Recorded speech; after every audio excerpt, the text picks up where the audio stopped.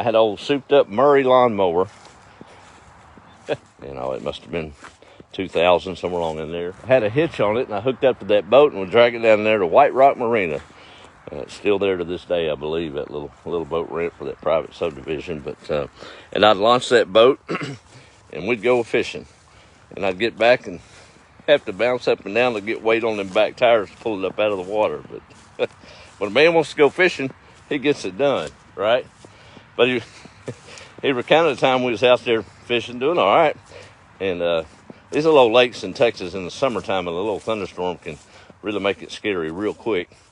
And one come up on us all of a sudden, and we was filling our gall and didn't get off the lake when we should have, and ended up being okay. But them old waves got to rolling, and we got to a little nervous. And of course, we made it back safe, but good memories. But in a new light, I was thinking about them waves on that lake and how they was just all over us and threatening to hurt us pretty bad and kill us if we didn't handle our business right. But ahead of that storm, there wasn't any extra water in that lake. Not a drop. The wind rearranged the water, and it was causing deep swells and high caps, and y'all know the white caps, and the wind was roaring.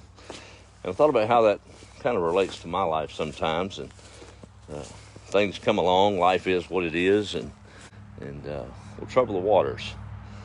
But if we've got a deep foundation in hope in Christ, it actually elevates you to a different level, because you're at a certain level, and get on top of that wave, well, you're higher than you were, right? And you come through it, you realize the strength of it. And it correlates to this old ground. Life has a funny way, though, sometimes of taking your plans and saying, oh, yeah? So we'll just hope that we've got a good year for a garden, and the rain's right, and the good Lord smiles favor on it. We should have enough peas to feed Nacogdoches County. But we'll see, right? But sometimes it takes a broken ground. I love fresh tilled dirt. Of course, this is a week tilled old. Got some grass we got to get raked out of it.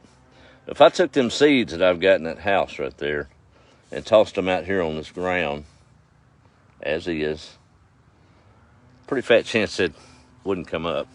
They might, but they wouldn't come up near they would in this old broken ground. We didn't add, it's like that water, we didn't add an ounce of dirt to this property, but we raised it up.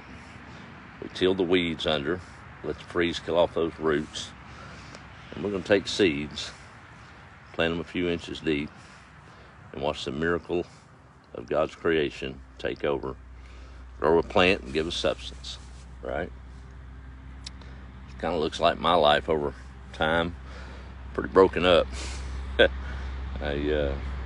Seeds were planted amongst the weeds, but they never really sprouted until a few life storms rocked the boat, broke the ground.